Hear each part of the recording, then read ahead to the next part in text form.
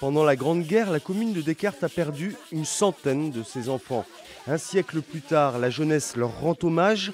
24 élèves de 3e du collège Roger Jahan remettent en état ce monument aux morts avant les cérémonies du 11 novembre.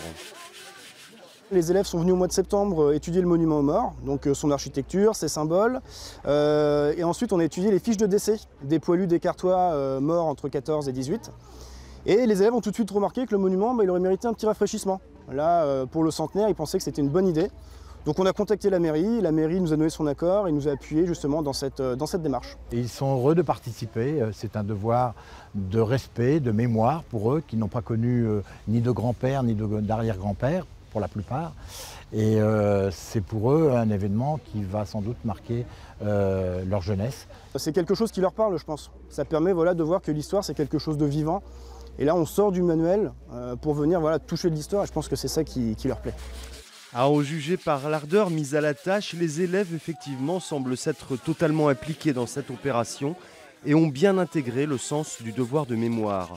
C'est très important parce que ça peut aider la commune, puis ça commémore la mémoire des soldats morts pour la patrie en fait. Donc je trouve ça très symbolique, très important. On leur rend hommage et je trouve qu'ils se sont battus pour la France. C'est des gens de Descartes, donc c'est honorable pour nous. C'est bien pour nous de montrer qu'on est là pour leur rendre hommage, quoi. À Descartes, d'autres enfants seront impliqués dans les commémorations de dimanche prochain. Les élèves de CM2, cette fois, des 3 écoles primaires de la commune.